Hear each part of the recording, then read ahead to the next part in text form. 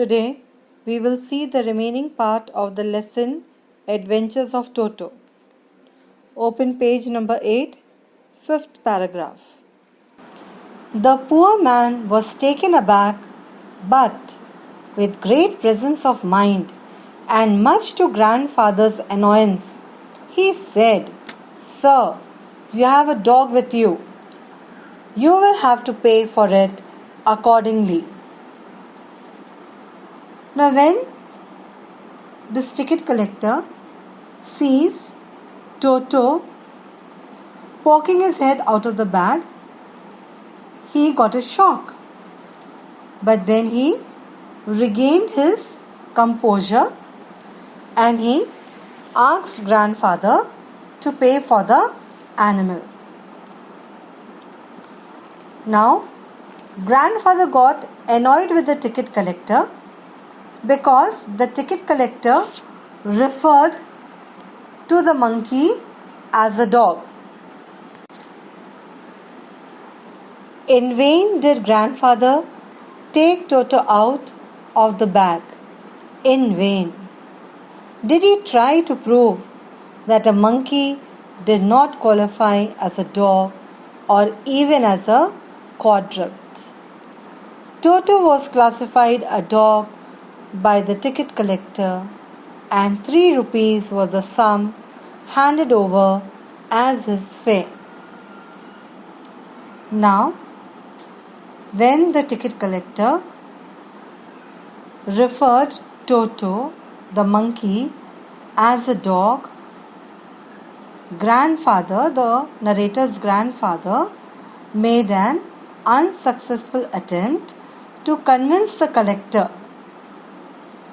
But the ticket collector was not convinced that he is a monkey. And finally, grandfather had to pay 3 rupees as fare for Toto.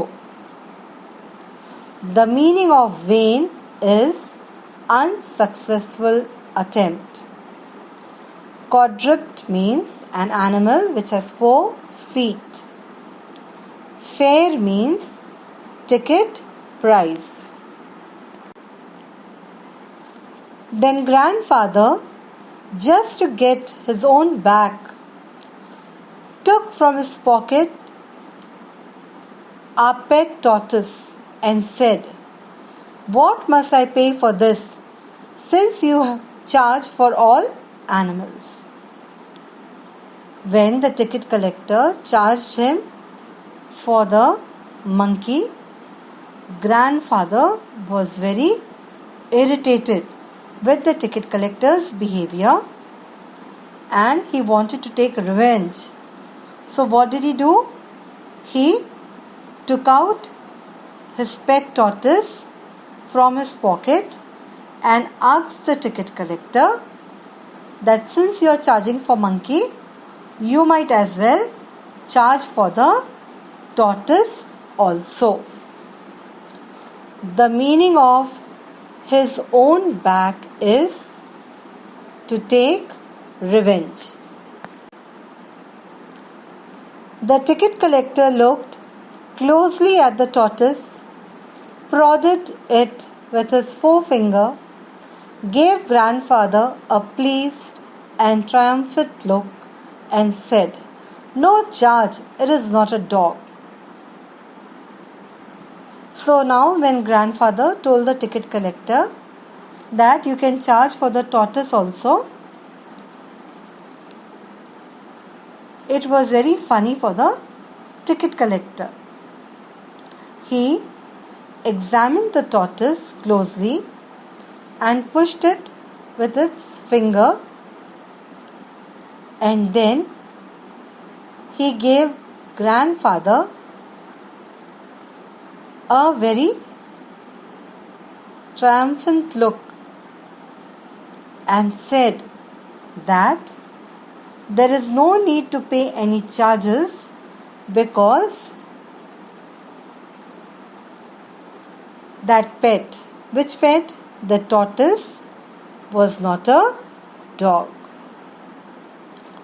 The word prodded means pushed.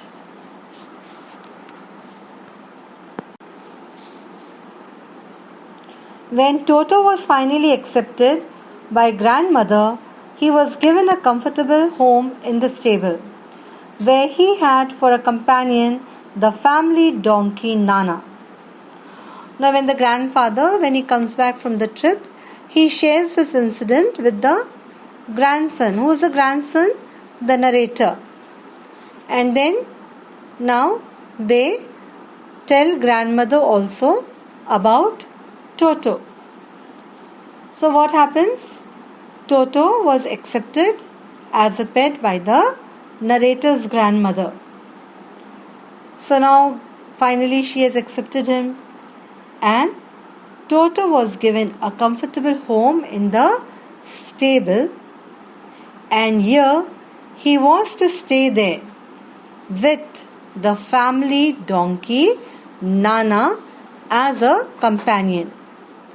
The meaning of stable is a building set apart and adapted for keeping horses. On Toto's first night in the stable, grandfather paid him a visit to see if he was comfortable. To his surprise, he found Nana, without apparent cause, pulling at a halter and trying to keep her head as far as possible from a bundle of hay. Now when the monkey Toto was given a comfortable home in the stable and he had to stay with the family donkey Nana, so the grandfather decides to pay a visit at night to the stable to see whether Toto was comfortable there or not. But when he reaches there, to his surprise, he sees that the donkey Nana, without any reason, was pulling at a halter. Now what is a halter? It is a strap. Okay, it is a rope or a strap placed around the head. And she was trying to keep her head away as far as possible from a bundle of hay. So the grandfather was not able to understand why she was behaving in such a peculiar way. The meaning of halter is a strap or rope placed around the head of a horse or other animal used for leading or tethering it. Grandfather gave Nana a slap across her haunches and she jerked back, dragging Toto with her. He had fastened onto her long ears with his sharp little teeth. Toto and Nana never became friends. So, children, grandfather wondered that why Nana is behaving in such a strange way. What is she trying to do? So, he gives her a slap on her back. And when he gives her a slap on her back, he sees that she jerks behind. And when she jerks behind, she pulls Toto also along with her. So why did this happen, This mischievous Toto had hung on to the donkey Nana's long ears with his sharp teeth. And because of this reason, she was behaving in a strange way. After this incident, children, Toto and Nana, they never became friends. The meaning of the word haunches is back. A great treat for Toto during cold winter evenings was a large bowl of warm water given him by grandmother for his bath. He would cunningly test the temperature with his hand, then gradually step into the bath.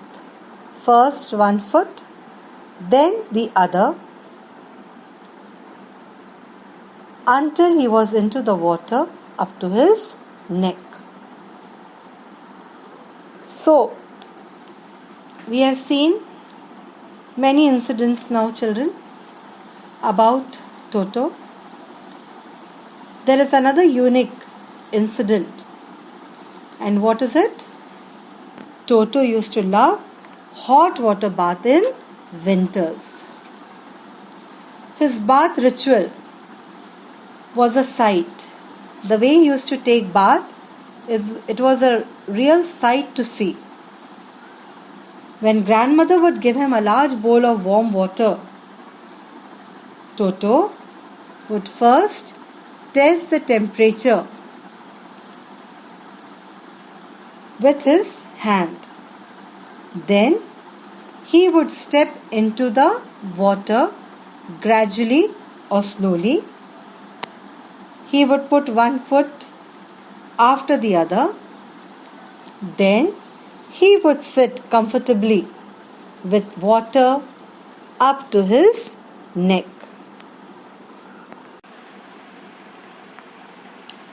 Once comfortable, he would take the soap in his hand or feet and rub himself all over.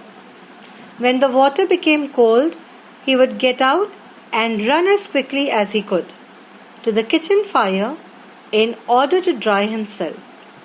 If anyone laughed at him during this performance, Toto's feelings would be hurt and he would refuse to go on with his bath. One day, Toto nearly succeeded in boiling himself alive. So, children, when grandmother gave him a bowl of warm water for bath, Toto would sit comfortably with water up to his neck. And what he would do? He would rub soap all over himself with his hand or feet. On his hands or feet. And when the water would cool down, so what he will do? He would run out quickly and he would reach the kitchen fire. He would go to the kitchen where the fire was burning to dry himself. And while he was doing all these things, if anyone would see him and they would laugh at him during this act, Toto would get hurt and he would refuse to take a bath. One day, Toto almost boiled himself alive while he was trying to bathe.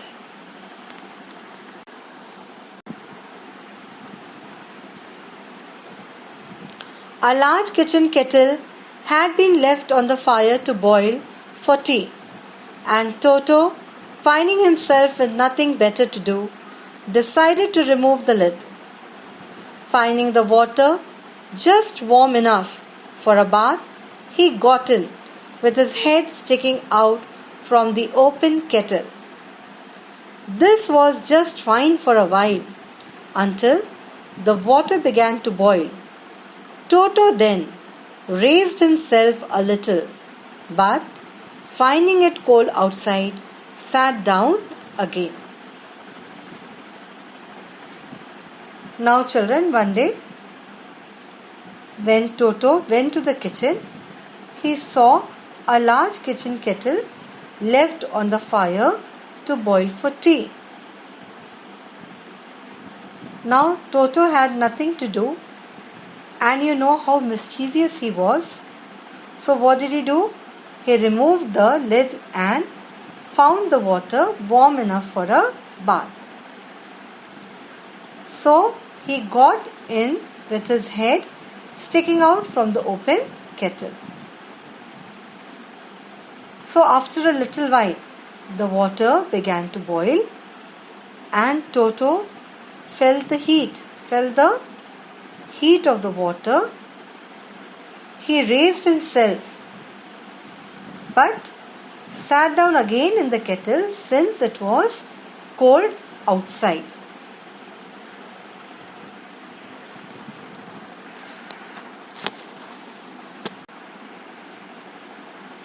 He continued hopping up and down for some time until grandmother arrived and hauled him half boiled out of the kettle. Now, what did Toto do? When he was inside the kettle and he felt the heat, he felt the temperature rising of the water, the rising temperature of the water, he raised himself. But again, when he felt cold outside, he again sat down in the kettle. In this way, he hopped up and down many times till grandmother came and saw what he was doing, and she took out a half-boiled Toto from the kettle. The meaning of hauled means pulled him out. If there is a part of the brain specially devoted to mischief, that part was largely developed in Toto. He was always tearing things to pieces. Whenever one of my aunts came near him, he made every effort to get hold of her dress and tear a hole in it. So you see, children, though Toto was an intelligent monkey, but what did he do? He used all his energy in playing mischief, and that too of a destructive nature. He would tear and break things or trouble and irritate things. And when he would do all these mischievous acts, he was enjoying himself. He would enjoy doing all these things. And whenever one of the narrator's aunt would come near him, he would try to get hold of her dress and tear a hole into it. So, the narrator is saying, if in the brain there is a part, as you know that in the brain there are different parts devoted for different function. So he is saying, if there is a part devoted for mischief, in Toto that part was largely developed, and because of this reason Toto used to enjoy doing a lot of mischief. One day at lunch time, a large dish of pulao stood in the center of the dining table. We entered the room to find Toto stuffing himself with rice.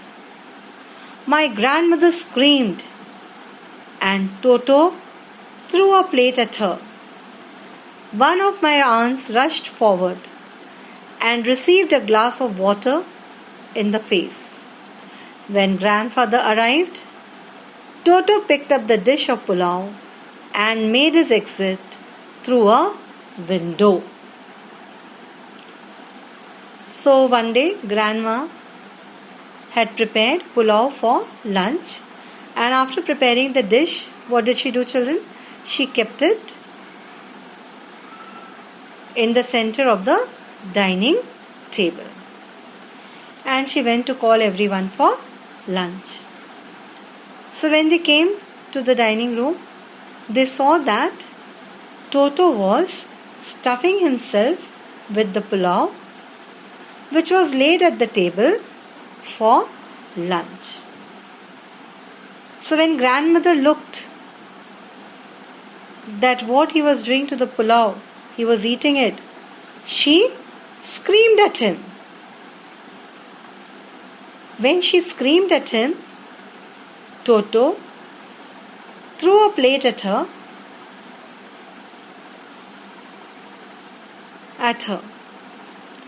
Then in the meantime, one of the narrator's aunt rushed forward to take away the plate of pulao. So when she rushed forward, what did Toto do? He took a glass of water and threw it on the aunt's face who tried to shoo him away. When grandfather arrived, hearing the sound, what did Toto do? He picked up the dish of pulao and he went away through the window out into the garden.